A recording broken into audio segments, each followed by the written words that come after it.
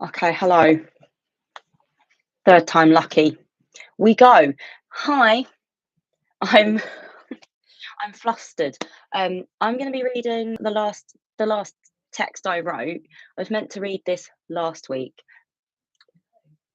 but the universe life has other plans, and the universe often moves in mysterious ways. So let's just leave it at that. I'm reading the last text I wrote now, and I haven't done one of these live readings since 2022, which is bad because I think it's nice to provide an alternative way to read the texts. Like maybe I can read it to you. That's nice. I think that's a really it's nice to give people options because this as well, the first version of this text was really long. This is like a condensed version, but still long. So like I want to be mindful of people's time and making sure that this is like a good use of it, but also that they're not like I'm not asking too much of readers, listeners, watchers, whoever. That I'm not asking too much of them and their attention span, but also because I think it's nice to give like a BTS behind the scenes, like director's cut version of texts where I can kind of like, yeah, the one time ages back when I used to do these on Instagram Live, someone said to me that someone, a vague commenter, and I'm like butchering the paraphrasing of this, but they said that it's like nice to do these because it punctures the idea of like a text as a finished object. Like when you write something and you nail it down in text, right? There's this feeling that like it's this impenetrable, perfect object that's like the law.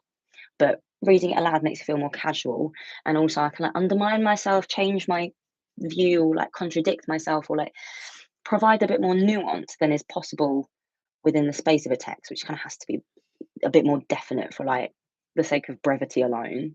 Um, and this was like an attempt to make the original text a lot more brief, so brevity kind of came into play. So I think this second version of the text is perhaps a bit less nuanced, a bit more kind of hard and fast, and like, oh my god, hi, I'm in charge. No, I'm the critic has arrived, you know.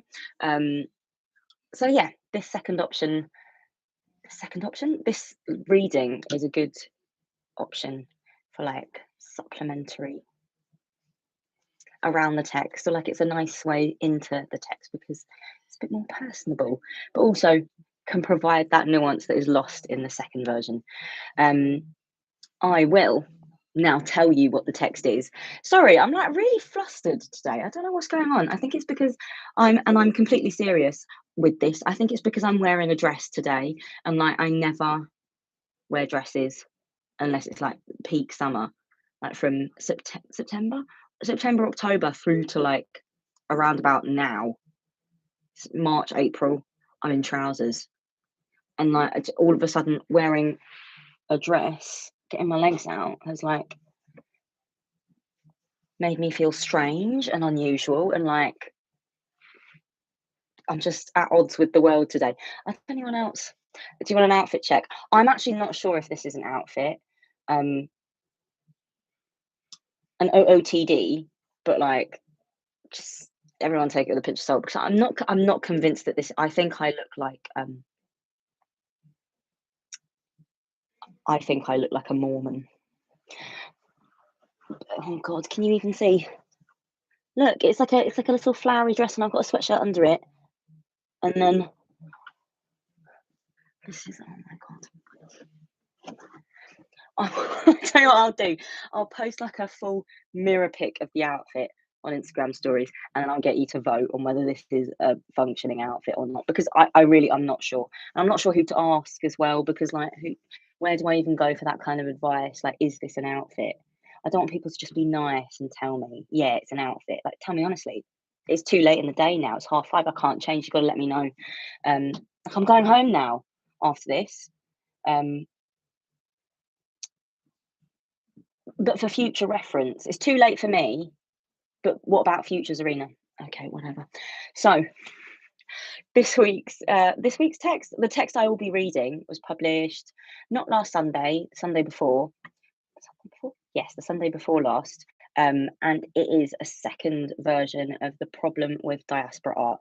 The original text I wrote in autumn 2018, and fun fact, White Pube trivia, it was actually the first text that we did audio for, because it was the first like properly long text that I'd written.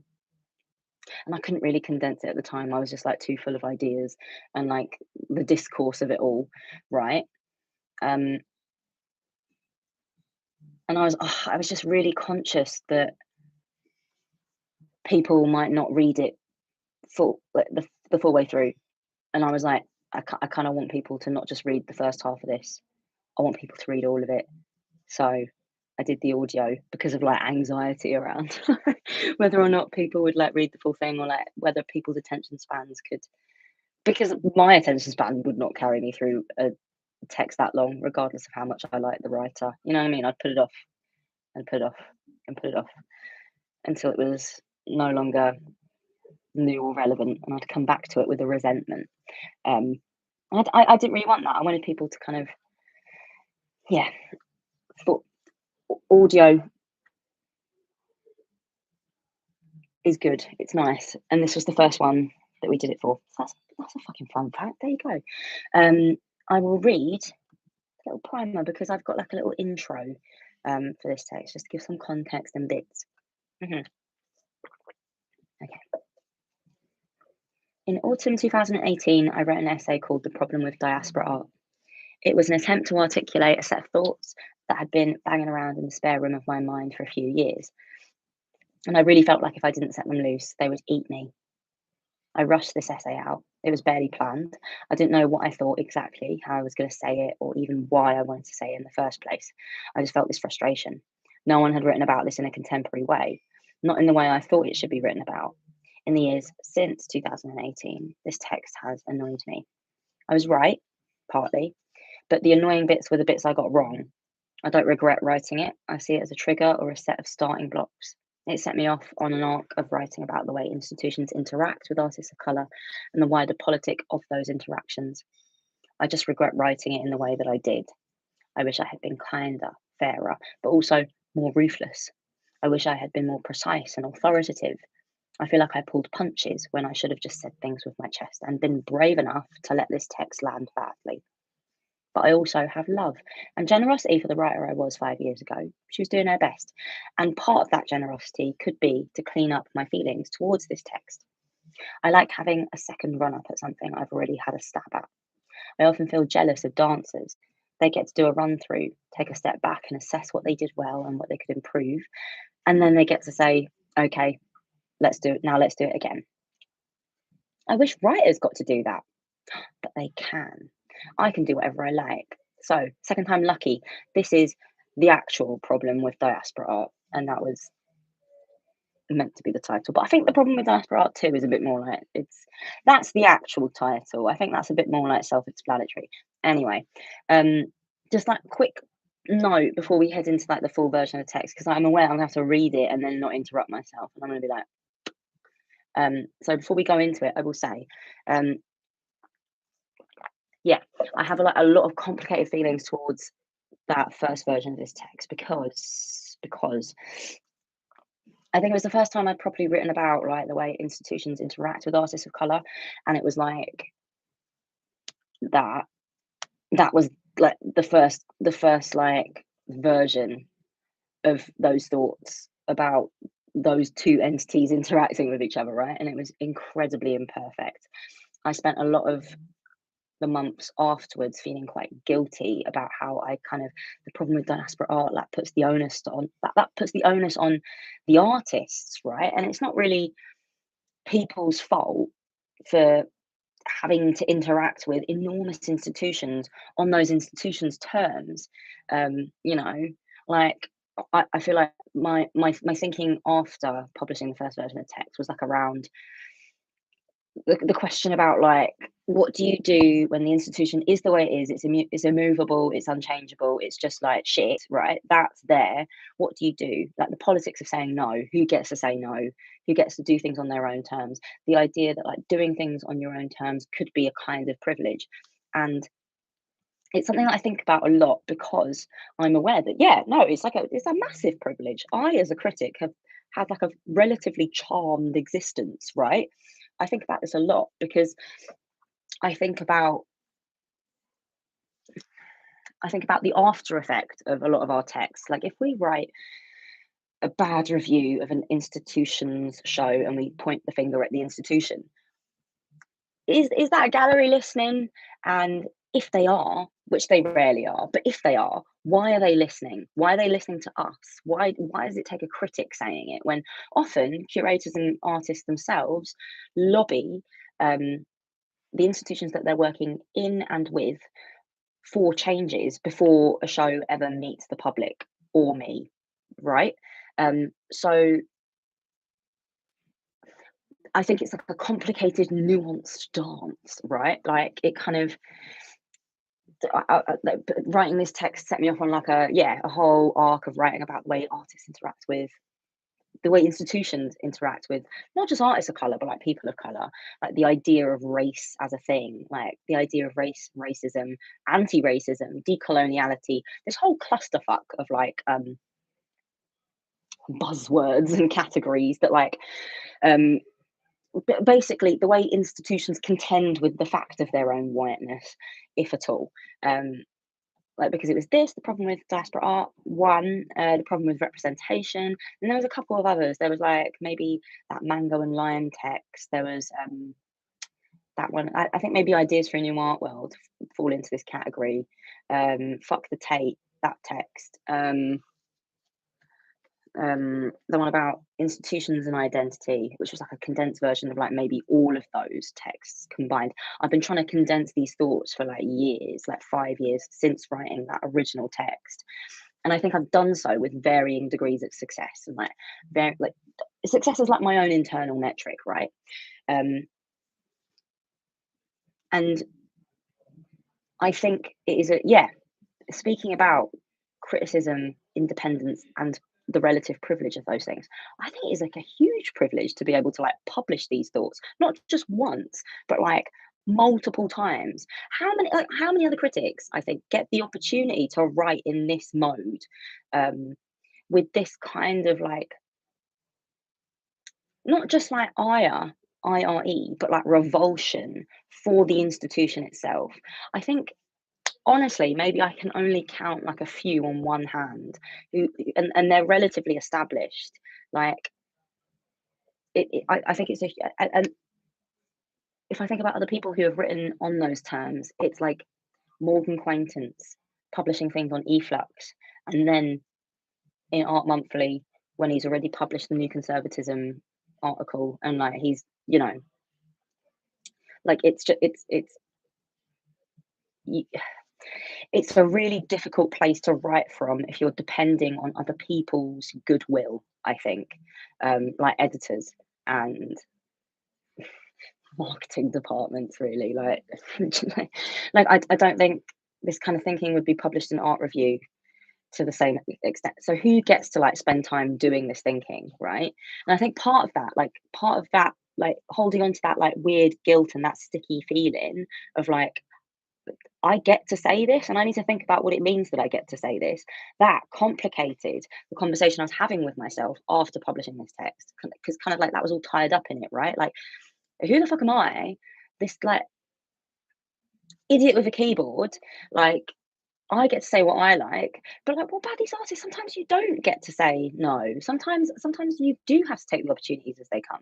But I don't think that was like the right question to be asking after publishing this text. I think that was like a massive part of the problem with the first version of the text. Like my first version of the text, I had this huge problem around like I was having the wrong conversation. I think it just kind of it came out in that first version and I think it raised questions that weren't actually relevant or to the point. But I think my own deliberation around my own kind of like confusion about with the first draft of anything, I think things that come out confused, like you need to edit and edit and edit. And I wasn't as good a writer as I am now. Not that I'm like saying I'm like perfect number one writer, but like I'm a better writer than I was 5 years ago.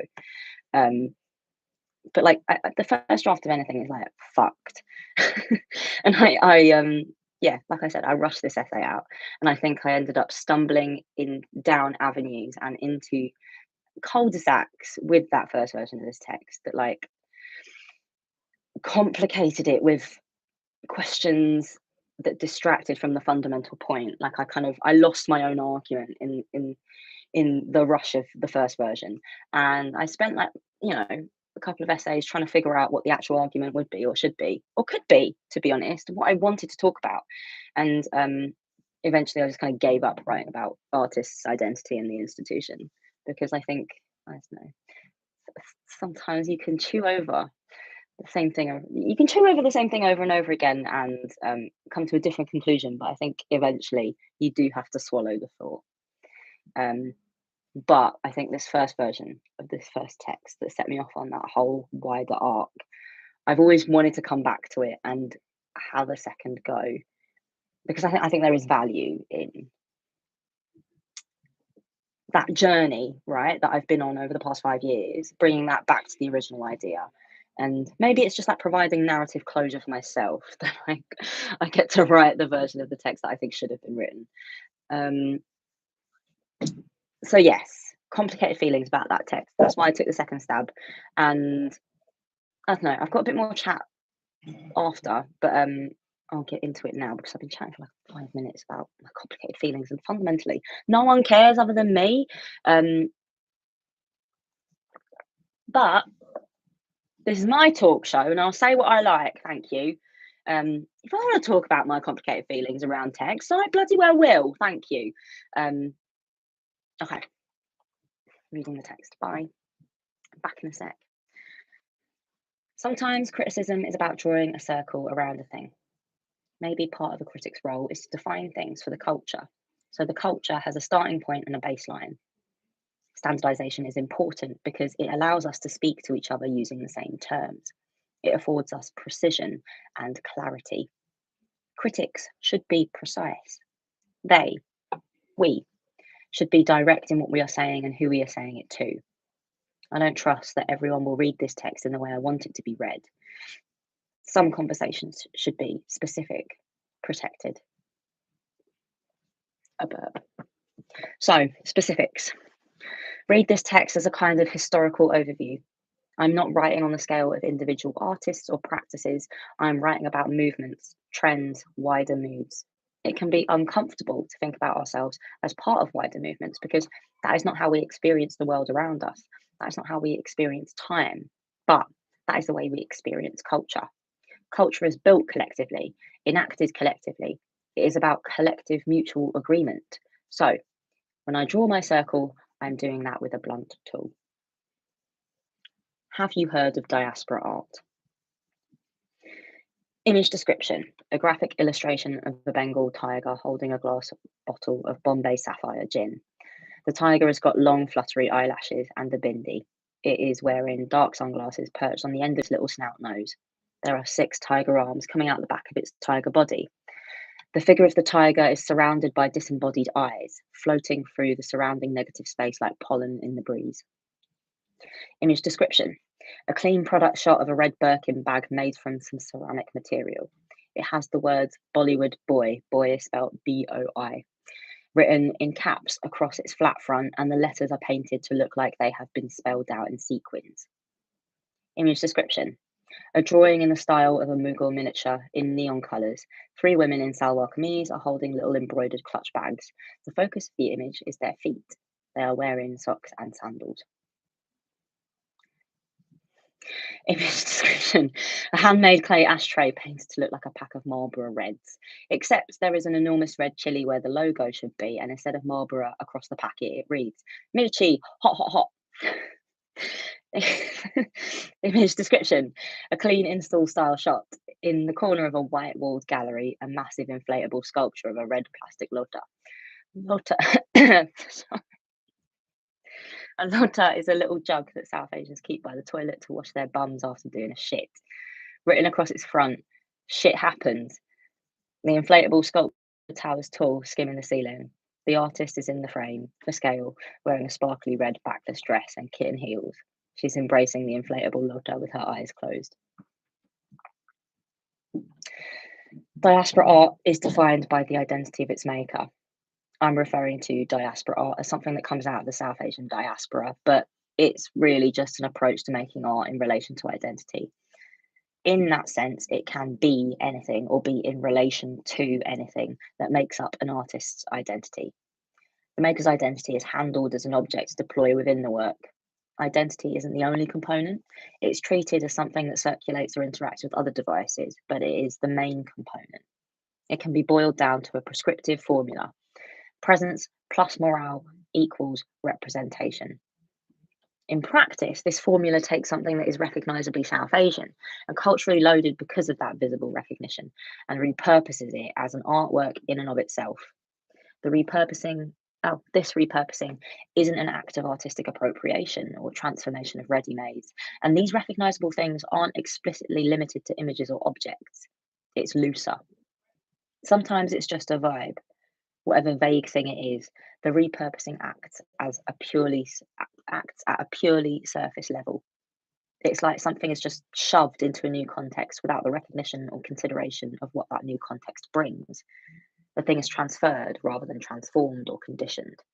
This shove amounts to the transfer of morale, completing that formula and repurposing the thing as an artwork without ever giving it the critical conditioning that an artwork requires.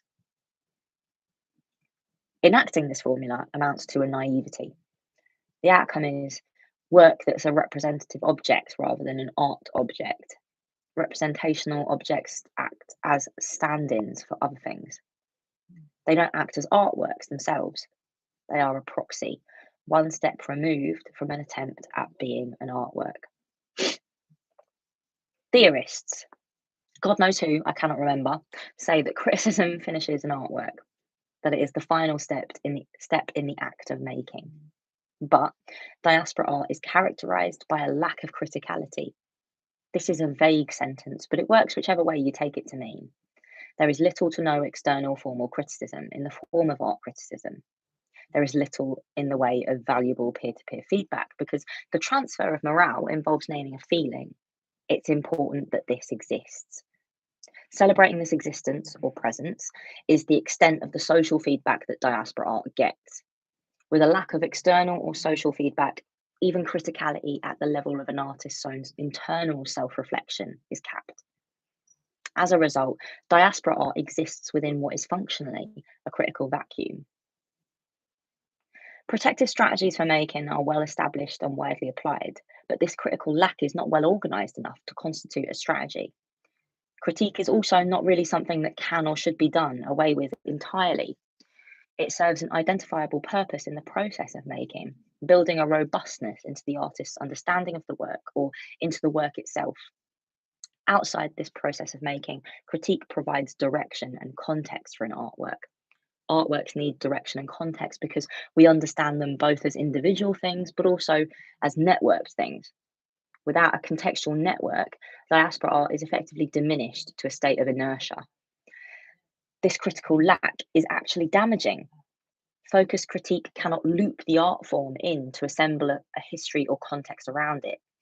Outside of context or history, or unable to reckon with its context or history, diaspora art makes itself an exception and untethers itself from anything that could possibly give it meaning.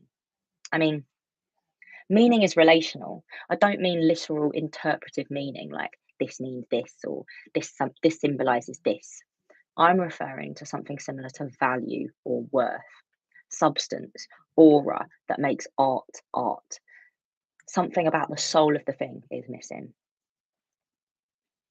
In my original essay, I wrote about how diaspora art capitulates to the white gaze. I don't think that was quite it. I don't think the point is about capitulating to the white gaze or even about art forms that hold whiteness at its centre. The default global understanding of an art audience is one that is white, European, middle class, and/or wealthy. Art that speaks specifically beyond that is in the minority, regardless of where that beyond is. People with PhDs and good intentions might write papers about how that should be challenged, expanded, or deconstructed, but that doesn't stop it from being an actual reality. Until we decolonize the entire world, it's just kind of a fact that all artists have to contend with when making something. With diaspora art, This white centre is invisible and at odds with the art form's own mythology. This mythology wrinkles because diaspora art is an art form that is searching for an authentic or essential Asianness. This authentic or essential just doesn't or cannot exist. It's a boring point, but for the sake of clarity, there is no universal Asianness because Asia is not a monolith. South Asia is reckoning with the fallout that comes with being a post-colonial entity. The search for an essential or authentic either fails, or it ends up tiptoeing into replicating the aesthetics of fascism, a more dangerous kind of failure. I wonder if diaspora art holds a desire to be in a vacuum where whiteness is a threat but not a presence, not a part of the audience.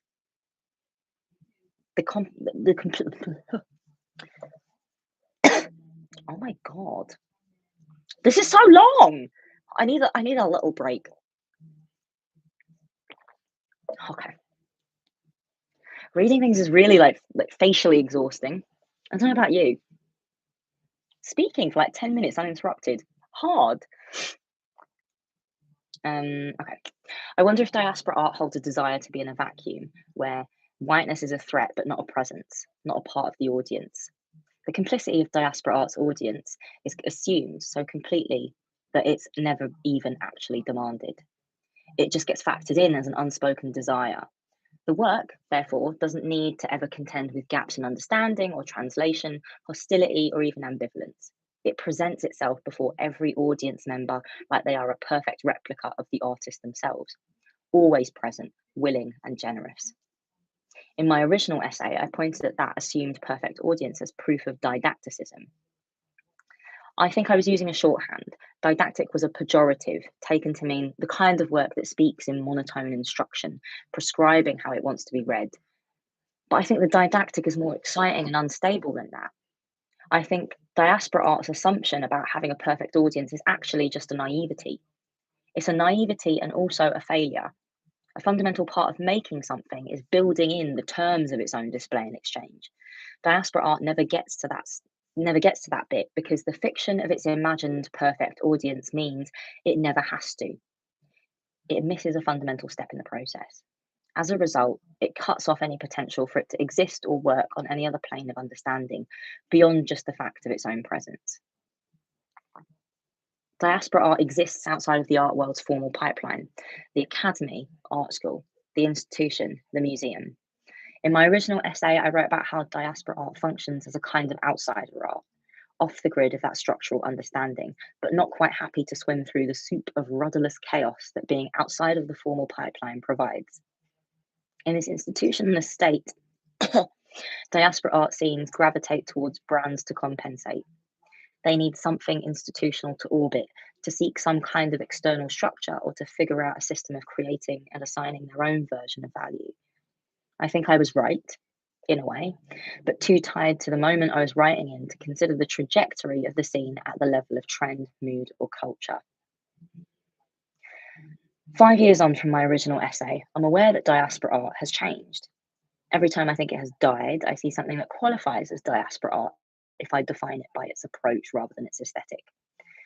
Maybe it has also moved on as an approach that's more characteristic of other spaces beyond the visual arts. Maybe diaspora artists are not artists in the art world anymore. Maybe they are musicians and DJs. Maybe their activity looks like Asian club nights. Maybe the conversation is about Punjabi garage, daytimers, etc.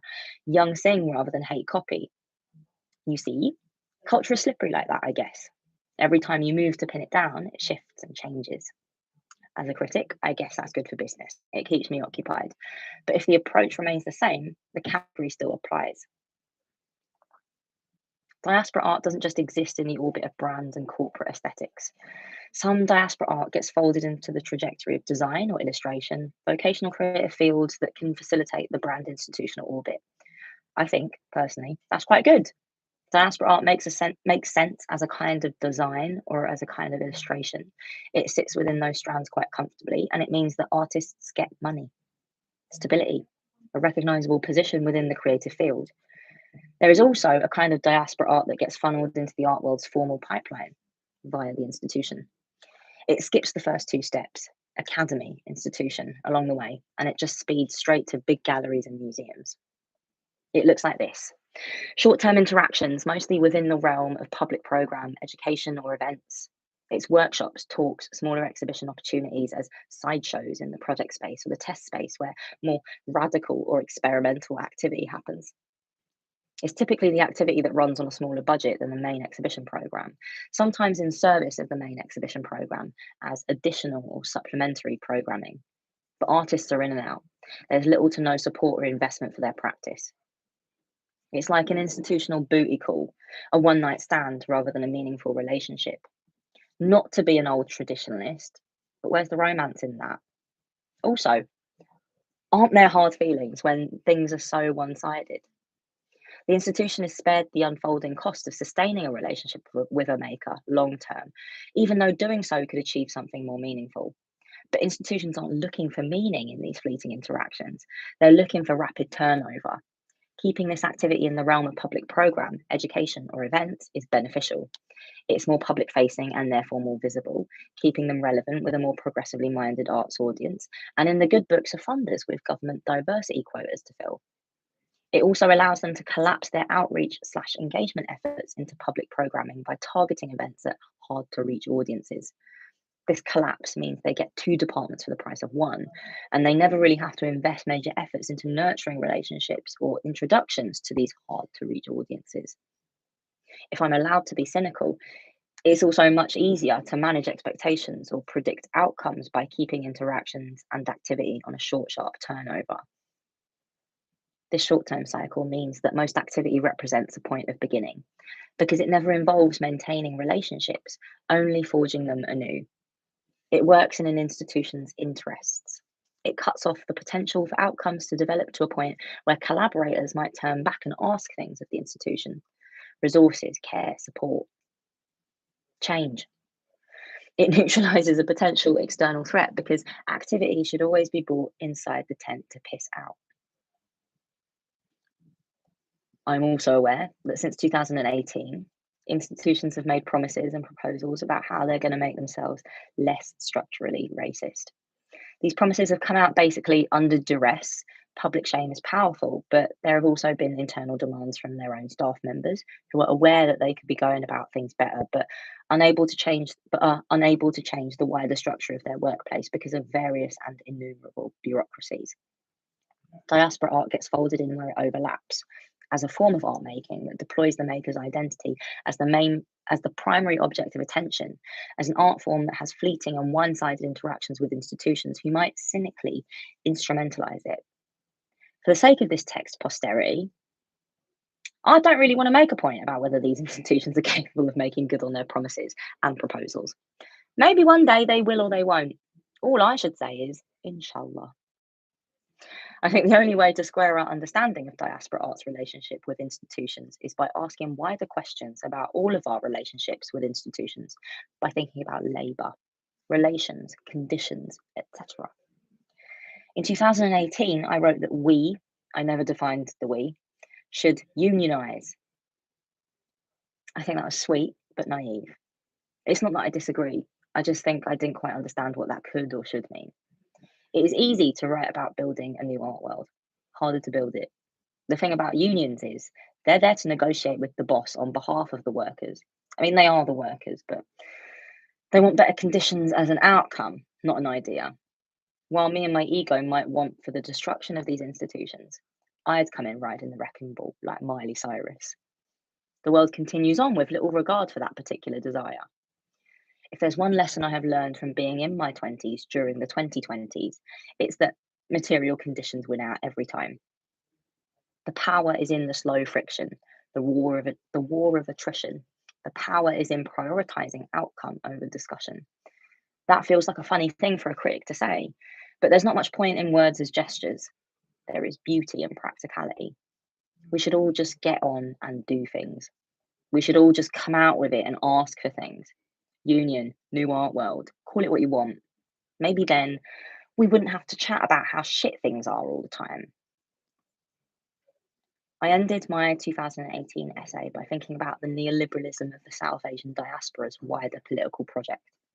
Diaspora art was a kind of bloody idol to the false god of neoliberal diversity and inclusion work. Maybe instead it is a canary down a mine shaft. Maybe diaspora art is the sharp edge of some political point that we all taper into eventually. A sliding scale on on a deranged game show called "How Neoliberal Are You Willing to Go?" Maybe it is an emblem of how institutions would treat us all if we were naive or isolated enough. The gig economy, rapid thoughtless movement, the totalitarian farce of late stage capitalism, a boot stamping on a human face forever, forever, forever. Maybe we'd be better off thinking about diaspora art as a symptom rather than a cause. I'll tell you what, that ending is like dramatic, that last paragraph. And like sometimes like the last paragraph is always the last bit I write because I like even if I kind of bounce about from paragraph to paragraph and like move things around, um, I always write the last paragraph at the end, knowing what I've said before because I think it's nice to like call back to, you know, main points or like wider themes, like wider points that I'm trying to make in the text. It's nice to kind of like do like a too long didn't read in a nice way at the end. And I forgot that's a really dramatic paragraph. But there's no relation to the other points that I make in that version of the text. But fine, fine. um, okay. I've got a lot to say that I didn't manage to squeeze in because, like I said, the first version of this text was a lot longer. This was an attempt at brevity. I'm now going to undo that attempt at brevity. But I think this 5 years on, this second version of the text, and I'm aware that Gabrielle is watching. So like, this is not an attempt at flattery, but 5 years on, I think I've learned a lot from writing alongside Gabrielle. And like I mean it when I say that she's my favorite writer, the only writer I bother reading consistently, like my favorite critic. And I think I've learned a lot from her, and I think the most important thing that I've learned is about brevity and clarity, and it is better to say one sentence well rather than three sentences in like maybe in like a fancy little coating in a fancy little jacket, but like sentences in a fancy jacket could be said in one well. Um, and I think brevity is a real skill that I do not automatically have. Um, I can't go off on one. I like gestures and flourishes, but sometimes that's not the way that um that sometimes that's not the vibe, you know. And I think with this version of the text, I wanted to make a point. I wanted to be clear, concise. I wanted to be brief so that like I could hold people's attention and pack many, many punches into one tiny little fist, you know. So I think I remember thinking while I was writing this, like channel Gabrielle. How would if Gabrielle was writing this, like how like I would say the first version as myself and then be like, and then inhabit GDLP space. And I think that is like that's I think a really nice thing. That's like the beauty of writing or like working collaboratively is that you can learn things from each other and become a better writer like from that learning. So love that. Oh, um, yeah. So I think that's the main difference that I noticed like 5 years on. Um, yeah, put it in your nice people folder. But it's like I feel like it doesn't count when it's praise from each other because I'm always saying like no notes, no edits to Gab's like drafts and like oh no, but that's different. That's like a specific piece of praise. Go on, have it. Sweating. Am I blushing? Um, but yeah, 5 years on, that's like that. That feels like the main thing that I've learned, and like it's the value of like having different critical modes that you slip into. I think the text that I wrote 5 years ago were all me speaking or writing in like the same mode, and I'd be like, critic is like turning on the critic switch. I'm like doing the criticism now. And I think now my approach to criticism and my approach to writing is really different because I like take a minute, like 5 minutes before I start writing any text. And like instead of like thinking about what I want to say, I think about how I want to say it. And that shapes what I actually say. Um because I think like there are so many different kinds of approaches to criticism. Like, and I think this one is very much like, I need to be brief, I need to be to the point, I need to be authoritative, to be honest. And it's not a space that we always inhabit. I think it's one that we like very rarely inhabit. But I think for this particular text, for the sake of the point that I'm trying to make, I think that brevity, that clarity, that authority, um, is really important. And I think that's like the main, yeah, slipping into different modes and having different modes to like shift into like a gear stick. I think that's, yeah, the main point that I kind of take from the new version. I think that's why I'm happier with it, because it's been a bit more of like a conscious decision. It's not written as I would speak, like, because as I would speak is like so much more rambling and like so much more generally like meandering. Um, like I do not speak with brevity in mind. I forget the point I'm making as I'm saying it. Because I don't know. It's hard to speak well. It's hard to be eloquent. Um, I think this is like public. So like the thing that I miss from doing these on like Instagram Live is that like people comment.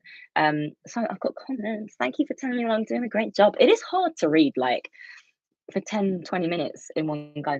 Um, blah, blah, blah. The original is one of my fave texts of yours, Serena. I missed the start of the stream, but can't wait to hear and read the new one. That's lovely. Thank you, Ian. And it's really interesting to hear about your writing process. I think it's really important to talk about the writing process, because I think yeah, so much of like when you read things as a text, I think that's what gets lost in wow, that's what gets lost in translation, right? Like I'm just a person sat at a laptop having thoughts, like I'm just an idiot with a keyboard.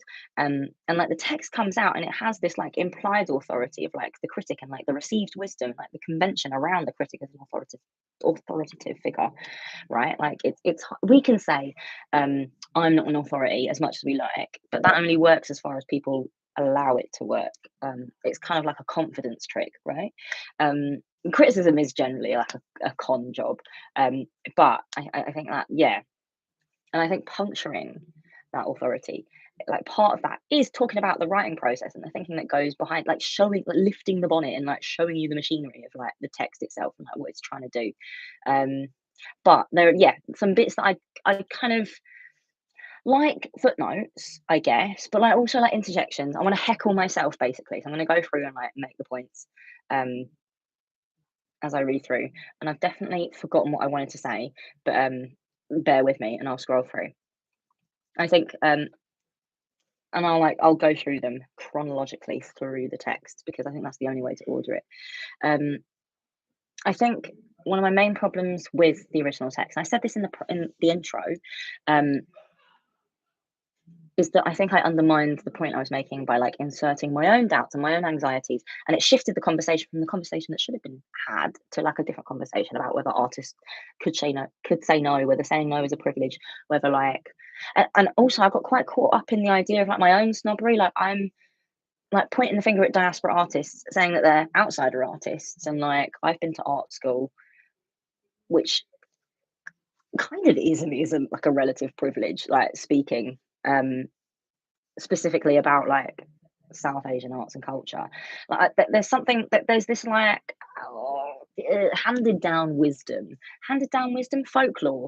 This, yeah, I'd call it folklore, like this widely held folklore that you know, Asian parents don't want their kids to be artists, and that's like the original, and like the artwork for like the little icon, the cover for this text is a hate copy artwork, and it's like two parents shouting at each other, and the mum's like, um, "Our Betty is an artist, our daughter is an artist," and the dad's shouting, "It's all your fault." Like being an artist is a terrible thing. Like South Asia don't have, like, hasn't had artists. No, South Asians are artists. You know, like that kind of folklore, that mythology around like the fear of like becoming an artist, becoming a creative. And I think that's a problem that not only, but like it's a diasporic phenomenon on the whole, because the idea that you'd move over, there's like that you'd move over or emigrate. I think between North America and the UK, there's a class implication. Like I'm middle class. If you end up in North America, you probably are middle class because of like the visa requirements. I think maybe in the UK it's a bit more complicated, and like race and class it's fine, they're not the same thing, and like, but they do intersect. So it's a different conversation in the UK, but I think there is still fundamentally the implication that like Asians are socially mobile or aspire to be socially mobile, and doing so relies on their children taking on like professional vocational jobs that have like the prestige and grandeur of like identifiable useful skills. Like identifiable useful skills, no, that kind of implies that they'd be like plumbers, because everyone needs a fucking plumber. I should have trained to be a plumber. Like I should have been a plumber. Everyone's got a toilet, everyone needs their toilet unblocked. No, when the toilet's blocked, you need the plumber. There's no if buts and whys. Should have become a plumber. But like, like if it was actually useful, if it was actually about skills, it'd be trades. But that's not like the aspirational, you know. They want their kids to be like doctors, lawyers, dentists, pharmacists, and but that folklore, um,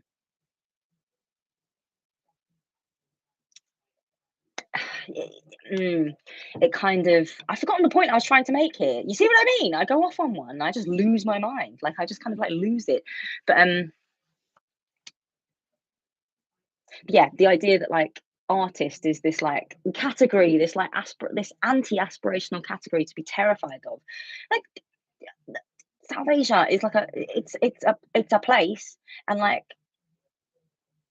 there have been artists there for like centuries, millenniums. It produces culture. You know what I mean? Like one of the biggest film industries in the world is Bollywood.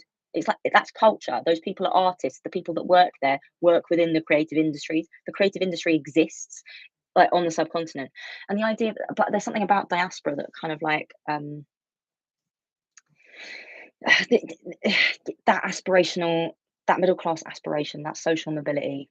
Um, I think that, but in the UK at least, it's tied in with like the Thatcher years, right? And like that, the Thatcher years, Blair's multiculturalism.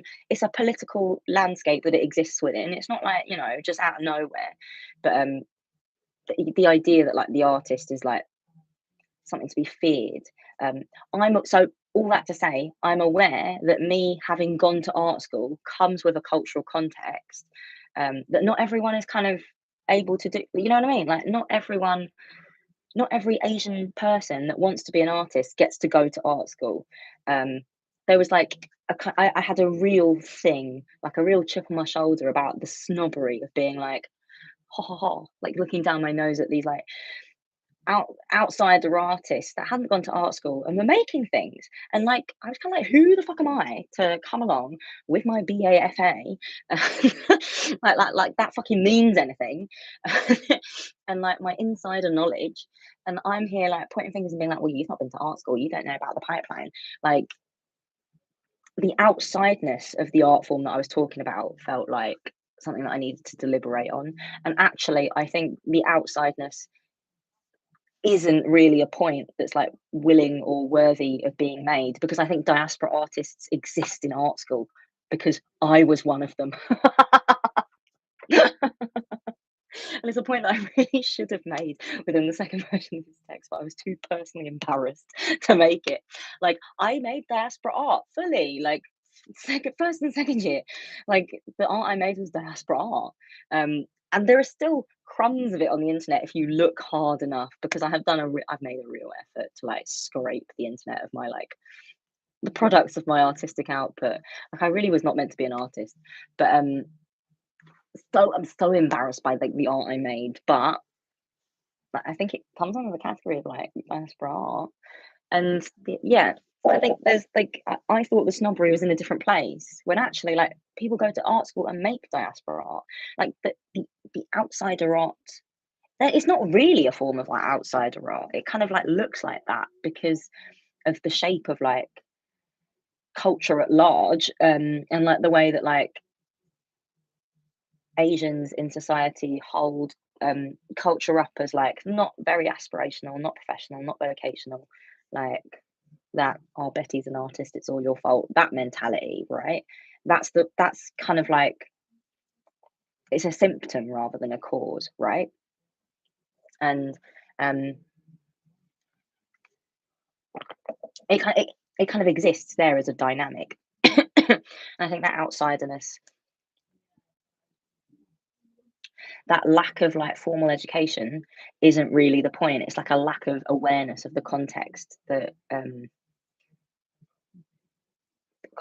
context and history, like the wider canon of art history includes Black and Asian artists. I say Black and Asian artists, Asian artists. I'm like, sorry, the politically Black Asian artists. Like, that's what I mean. You know, like the Black arts movement included Asian artists there. Um, that exists, and then before that, there were artists that were Asian as well. Like, there's like Asian artists exist within the canon of art history, like Western art history, of course, and like the lack of context and awareness. Um, it's not that it's because of the outsideness, and like the outsideness isn't about like not having formal education within art school, because um I think that's a phenomenon that doesn't exist as a result of like it's a phenomenon that doesn't exist in like despite formal training, right? It's a phenomenon that exists because of other reasons, because like the canon of art history is a bit shoddy, because you know, the context and history that you build up around yourself is kind of reliant on on your peer group, and if there's no peer group that exists in this like if like criticality as a peer group doesn't really happen, um that context and history can't be built. Like it's like a wider problem that has nothing to do with like the diaspora art in relation to the academy. um all that to say, yeah, I had some issues. I had some issues with like even the framing of like what how I should define diaspora art, because I think the original version of this text defined it differently, as a kind of outsider art. And I think outsider art is the wrong term. I think it's a terrible term generally. We posted something about outsider art recently, and someone commented on the Instagram and was like, "Don't you think it's like a pretty colonial term?" Yeah, I think it's a really like it's an othering. It's a term that others the artist that is being spoken about on those terms. I think it's like I don't like it's a shorthand. It's something that we can all agree is like a like you know a phenomenon, and we're referring like we can be critical while referring to that like that terminology. But I don't think we should talk about like outsider art like it's like a viable or like actual category. So yeah, those issues there. Um, I do want to say the image descriptions. We've got a couple of like comments. Um, I feel like this was a failure on my part. I didn't make it clear. There were no actual images because big secret. Some of the artworks that I describe in the image descriptions aren't real. I lied. I made them up. It's fictional. Some of them are real, but I think I didn't want to plonk the actual image there because I think while individual examples are useful and naming artists is helpful because it allows us to all kind of like speak on the same terms and yeah, not pulling punches, that whole thing. Yeah, but I think tying diaspora art to an actual aesthetic by like providing an image, providing an example, providing a reference that we can all agree on, it ages it. And I think that was part of like the problem that I had with the first version of this text was that it was like um it was such a dated aesthetic already that by the time we got like a year on from that original text, diaspora art had changed entirely. And like I joked with friends like, "Oh my god, I killed it." Like, but I didn't kill it. It's just that culture moves on and things become passe or like things become chuggy, you know? Like when something is done, the culture shifts and moves on to like novelty. Like the art world is always in search of novelty, right? Um, even when it looks back with the idea of gleaning novelty from the thing that is looking back at. So the image descriptions are partially lies, partially real, actual image descriptions. And maybe that's a fun game. You can guess which ones are fictional. But there's not actually meant to be any images there. Apologies. I did a bad job of writing that bit. I should have been like imagine. And maybe I will actually go back and edit. I kind of felt like I should lean in. I should commit to the boo boo. But it's actually unclear. I think in this second version of the text, the most important distinction I made was figuring out what that I kept in the original version of this text referring to it's a prescriptive formula, it's a prescriptive formula. What is the fucking prescriptive formula? The original text, I spoke to people. I spoke to Sharon Dalual, who runs Burnt Roti, a magazine. I spoke to Imran Peretta, an artist, filmmaker. I spoke to who else? Who else did I speak to? I spoke to someone else. Who? I'm not sure. Other people. Please refer to the original text. I can't remember. But that prescriptive formula, I remember in the original text, Imran was the one that mentioned it. He was like, it's about taking something recognisably South Asian and something recognisably British and mashing the two together and hoping that that binary distinction between this culture, that culture, oh, look at the difference, like the overlap is the difference. And like in pointing to that overlap of difference, it will be like a cultural object, like an art object, like that that constitutes the art. Like the idea that there is something in the clash, and I think he was right at the time, but that was a description that was characteristic of the aesthetic rather than the actual fundamental intention or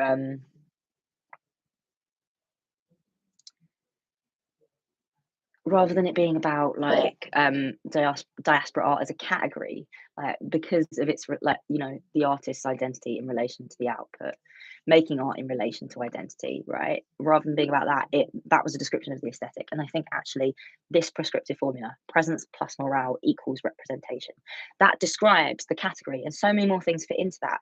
It is a much better vehicle and container for describing what diaspora art actually is.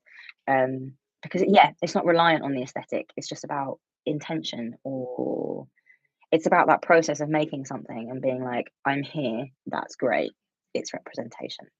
I think that can kind of expand out, and it is in conversation. It expands out, and I think this kind of like is similar to something that Gab wrote in one of her texts a couple of years ago about level one identity art. And like those, I think diaspora art and level one identity art are similar things, but not the same. Because I think level one identity art is a result of like neoliberal. It's the neoliberal imagination, right? It's the why aren't there more female drone pilots? Like that's the vibe of level one identity art, right? And then diaspora art, level one identity art is like, I'm here and this is what I am. And then diaspora art is like, isn't it good that I'm here? Like I'm here and isn't that great? Like it's like it's two different modes of dealing with that exceptionality. Like I think level one identity art looks inwards and is kind of like I think level one identity art looks inwards. I'm not sure. Basically, this is a fresh, brand new thought, but they do feel like different things. And I think maybe it's like a Venn diagram, right? Maybe they're two circles and they converge, and like that bit in the middle is like mind-boggling. Would kill us both, you know. But I think that formula felt like it took me a while to kind of like. That was like one of the last bits I wrote. That paragraph was like one of the last bits I wrote, and I think because it felt like a real mental stretch to kind of like I had to write the rest of it to figure out what that bit was. And I don't know, I'm interested to see how that bit ages, because I might not be right. That might not be the actual formula that it uses. It might not be an accurate descriptor in another 5 years' time. I think so much about writing on this scale of like trend, mood, whatever, so much of it is about kind of being a bit psychic. Like writing on a scale of like culture at large is like an attempt in a critical attempt to like pin down the nature of like culture, visual culture in this case, like art and culture. So much of like what this kind of criticism is about accurately pinning down what a thing is and like being able to see it for what it is. Like it kind of you've got to zoom out, right? Like you've got to zoom out and be able to see what it is, where it comes from, why it happens, what conditions create that particular kind of culture, and like where it's going in the future. Because where it's going in the future becomes apparent when you kind of like see what, where, why, all those other bits. And I think that's a really hard thing to do. Some people do it really easily. I do not. I often get bamboozled by cultural things, and you interact with the surface or the individual thing. You don't always see it for what it is on the grand scheme in the grand scheme of things. Um, what else? Lack of criticality. Blah, blah. I do really like this bit. Ah, right. Okay. I did want to really talk about this bit about um, in the original essay, I wrote about how diaspora art capitulates the white gaze. I think that was like the fundamental issue I had with that text, amongst other things that were like fundamental issues. But this felt like a real sticking point for me because I know that that's not what I meant. I knew that that wasn't what I meant at the time. I knew that that wasn't it. And it felt like an easy criticism to levy at it. Um, and I think that capitulation to the white gaze is like I'm naming something else and complicating it in other things. So I'm saying like, oh, it's about capitulating to the white gaze, when really I just mean that it acts in service of the institution and like that institution's own agenda to like instrumentalize and like do bits so like whatever, all that progressive posturing that I write about towards the end of the text, like that's the white gaze that I'm talking about it capitulating to. But actually, like there's also like a naivety when it comes to there's a naivety when it comes to diaspora art's interaction with whiteness, because it's not just about the institution and the way it acts in service to it. It's also about but like the audience it's speaking to, and it's speaking to fundamentally itself. I think like that's part of the critical vacuum, right? Like it's art art contemporary art. This is like a Morgan Quaintance quote. A Morgan Quaintance quote. He wrote something, I think, in his essay about teleology and the Turner Prize, about how contemporary art as a field is made up of like critically engaged actors that think about not just the thing that they're making, but the terms of their art, not just the object itself, but like the terms of that object's display and exchange, as well as the culture that makes that display and exchange possible. It's like these different layers of like expanding outwards through like meta fields, right? Like you're not just talking about the thing, you're talking about the society, like the thing that makes that thing possible, like the society and culture that makes that display and exchange possible. And I think there's like a complete lack of engagement with that, the terms of display and exchange, as well as the culture and society that made that display and exchange possible. That layer of criticality doesn't really exist within like the conversation around diaspora art. It kind of exists in a vacuum away from that. And I think that's because like there is like a fundamental audience missing. The audience is itself. And like there's this, I say this in the essay, I'm kind of like repeating myself, but I just want to like hammer down that is not about the white gaze. That's about like the absence of whiteness. And I think I want to be really careful in saying that, because I'm not saying that like the white gaze is like kind of built in, perfect, makes an art object better. I'm saying that like difference, like in that audience, in like being generous with that, being generous with as an artist, and considering the way your audience approach your art, that's not about capitulating to the white gaze. I think that's just generosity fundamentally. And I really confused all of that, like all of those complicated, nuanced bits, those sticky bits.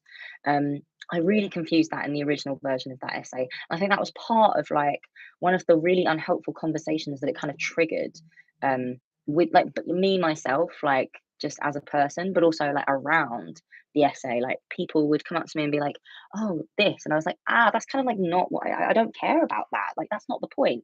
Like it felt like a distraction within that I kind of like didn't anticipate within the text.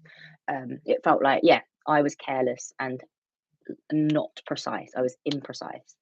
Um, and as a result, I didn't do a good job of communicating that. So I think this is like a handier way to frame it. Um, because I think as well, the lack of precision there,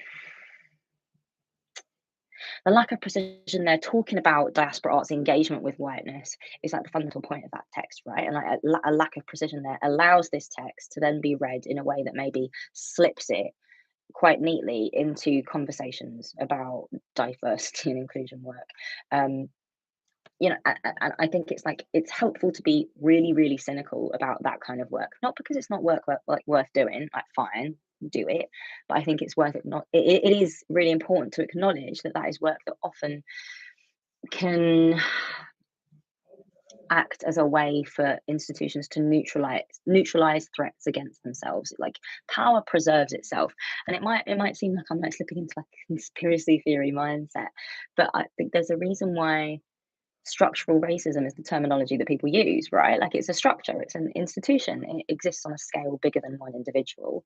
And the way that like power works is like it accumulates towards centers, like it's about like authority and like it's just social relationships, right? The way that social relationships work and are formed, whatever. Um, not to say that it's natural or inherent, it's not, but I think that diversity and inclusion strategies, wings, arms, arcs, whatever you want to call it, that way of working is often used by the institution. I'm being really careful not to use the word co-opted because that is such like an easy way to like. It's a shorthand. It's lazy for me to use that word, and I don't want to use it. It's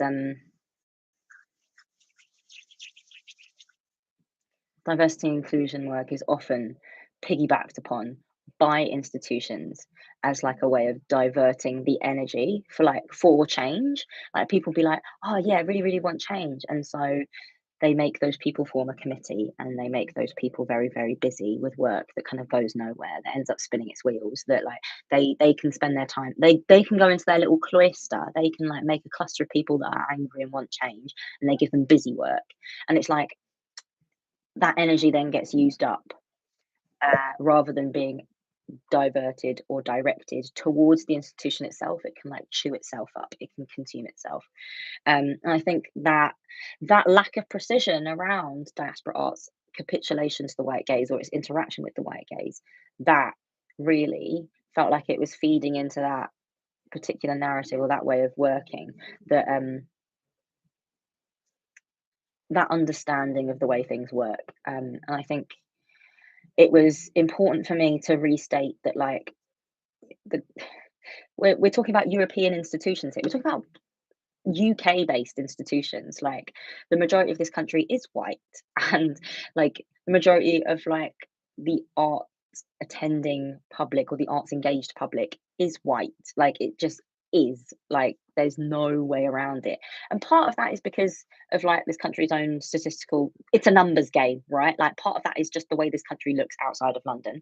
But also part of that is like the fact that institutions engage with people of color like they're rare and weird specimens. Maria Balshaw's thing about like what was it, when she did that talk for like Art Fund about acquiring works from diverse artists, and she mentioned like an anecdote about her time at the Whitworth, and she said something about Steve McQueen artwork bringing in loads of like diverse audiences, and it was great to see them in the gallery. And then she said something racist about like, oh,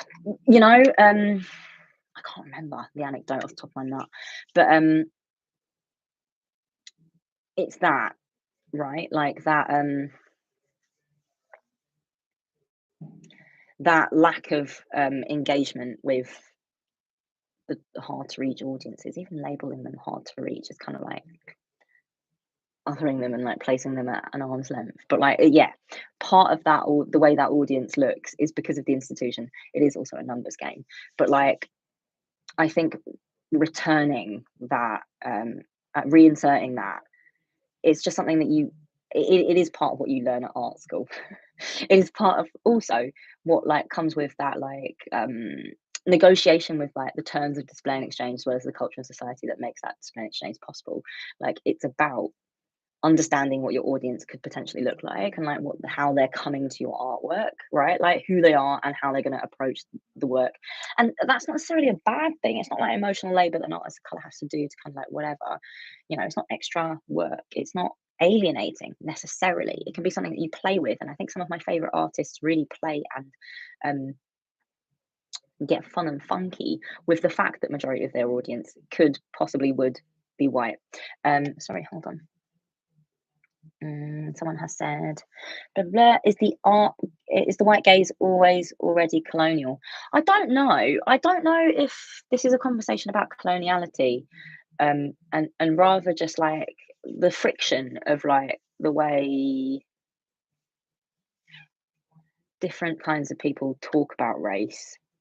I don't think that this is necessarily a conversation about coloniality because I think thinking about this as like colonial and decolonial is another way that like institutions get to like readjust and reassert the parameters of this conversation, like this as discourse, framing it as discourse, like making sure that there are clusters of people. So like it's that thing, right, about like culture wars and like statues, and like that was like just a great big distraction, um a massive detour that like didn't that mattered but didn't really talk about the things that mattered. you know um I think colonial is like, yeah, I don't think it's about the white gaze always being already colonial, and more just about the white gaze being fundamentally um it's different, and it sees it asks the artist to kind of justify their difference in relation to the work. I think maybe that's it for me. That's not like a universal answer, or even a good answer, to be honest. And then, yeah, so there's that bit about the white gaze. The white gaze? Capitulating to the white gaze. I think that was important to say. And I think as well, another thing that was important to say is that perfect audience, that search for the essential or authentic. It's fundamentally something that exists within the context of like Hindu right wing, basically fascism. Nationalism, I think some people would call it nationalism. I would call it fascism. I'm aware that that word choice is political. But I think in the original text, I wrote about how an artist's a diaspora artist's identity is like chopped and categorized, right? And then pushed out to the audience as a thing to like consume, interact with, pick up, and like, oh, like, isn't that nice? Like, it's this salad. But I kind of, at the time, I was talking about a group of artists that were like, mm, on the whole, I'm using like really broad brushstrokes here, like talking about that original essay, were like largely North Indian, largely Hindu, and largely middle class, existing like in quite a privileged space. And there are other things I can't remember the original essay, but like there was like a bit where I was like, it's this, it's this, it's this, doesn't engage with this. Caste, class, and sexuality are kind of like missing. And I think that's part of diaspora art's own logic about like dicing identity like it is something to be weighed and measured. And I think fundamentally the point I should have made, or not was trying to make, but like should have made, was about how diaspora art's handling of identity and like that search for an authentic or essential Asianness exists not just within the context of like Hindu far right nationalism, fascism, um, but it kind of like the idea of like it is kind of also a fiction. Um, I think it's really difficult to talk about that relationship between like subcontinent itself and diaspora, um, without mentioning the fact that like India's fucked.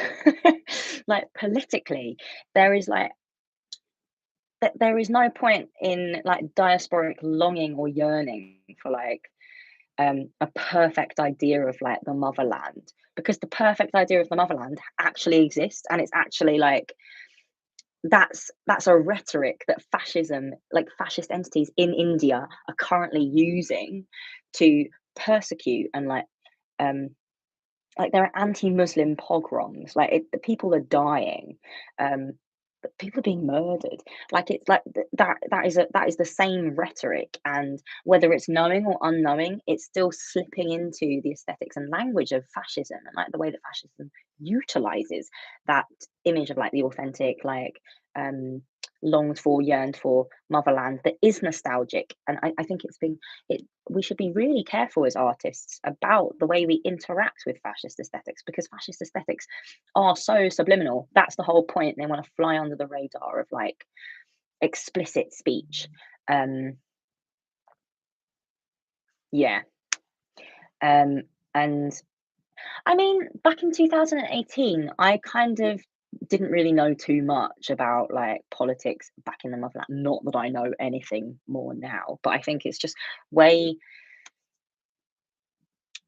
more obvious a point that like even if you know very little like me about Indian politics, like it kind of just is a bit harder to look away from, or like a bit harder to avoid. Even I, someone who doesn't read the news on purpose, I still listen to the news. I can't read it. Like it's a whole thing. But even I, as someone who tries to avoid the news, do end up like knowing that what that fascism looks like. So I think that kind of explains my blind spot. Um, there must be a better term for saying that than blind spot. I am aware that that's not like careful terminology. I just don't know what to say instead. Not blind spot, an area that I missed that that explains it for me. Um, I don't think it's like a very, but yeah, oh, whatever. Like, you know what I mean? You end up with the first draft and you arrive at the point eventually, whatever. But I think, yeah, fundamentally that is the point that I should have made, because fascist aesthetics are, yeah, subliminal.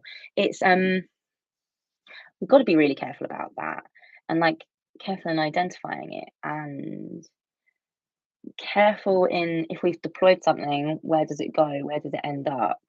Um, because yeah, Modi's fucked. Yeah, it's just it's this whole thing. And part of me wonders if there is something if there is something to it, if there is like an I know that where there's correlation there isn't causation, but like a lot of Hindus in the UK are like really big fans of Modi. You know, like loads of aunties fundraise to bring him over to Wembley Stadium on like a world tour. It's something that disgusts me, and like my proximity and association with that, like even just like whatever, as something that feels close to me as someone who's half Hindu, like it just repulses me, because the guy the guy's a war criminal. But I wonder if there is something like an alignment in the way diasporic existence, like the nature of it, like being far away, yearning for a motherland. I wonder if there is something that like fundamentally falls into a kind of like, I don't know. That's a brand new thought, and I'm not finishing it because I don't think there's much in it. But blah blah blah. I think mostly those are all my thoughts. Actually, I think I'm not sure there's anything left. I'm trying. I'm just gonna scroll through. I think the one thing I will say, because I spent an hour and 18 minutes basically ragging on myself for writing a bad version of this first time round, or like a version of this the first time round that I was unhappy with 5 years later. I think that's really natural. I think I'm really happy with the second version. I think as well, one thing I will say in praise of myself, because it's important to acknowledge what we think we've done well. When we have done something well, it's important to say, well done. Um, I think I'm really happy with my description of institutional maneuvers around diaspora art, like that bit about it looks like this, short-term interactions, blah blah blah. That thing about institutional booty calls. I think those couple paragraphs towards the end, I'm really happy with the way that they have described the problem, because it's drawn a circle in a way that's really brief, really clear. And I've done like I think I did a good job writing those bits. I think I wrote those bits in a way that like it comes because I've like written the versions of those paragraphs like 7 or 8 times throughout different texts, and like now I kind of know what I'm doing. I know what I'm trying to say. I know what the problem is, and I think in that knowledge I can do a better job of writing it. But I am happy with those, and I think that this text is now going to be something that I feel like I can more comfortably refer back to, because I think it is helpful to have like a happy, brief container of my thoughts and whatever about diaspora art, and like the way that in the art and identity butt heads. It's helpful to have that, um, especially when talking about the way that that art and those artists then interact with institutions, because I think that's like that's something that I think I would be really it would be really helpful for me to refer to that in other texts as like a shorthand, to kind of like a point, like a reference, so I don't have to like say it all over again or try and make like grand sweeping points. It's helpful to have this as a thing to point to, not just for me in other texts, but like in other moments. So yeah, I'm really happy and glad with that I bothered to redo this text again. Um, and I'm also happy and glad with how it's turned out, because I think this is a much better version. And I will end by saying that I think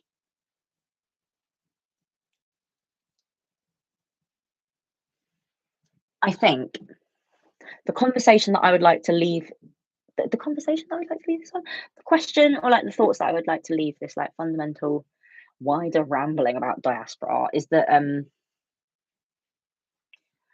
I think it kind of comes back to a conversation about not just the way we interact with institutions, but the way that institutions interact with the idea of the political, right?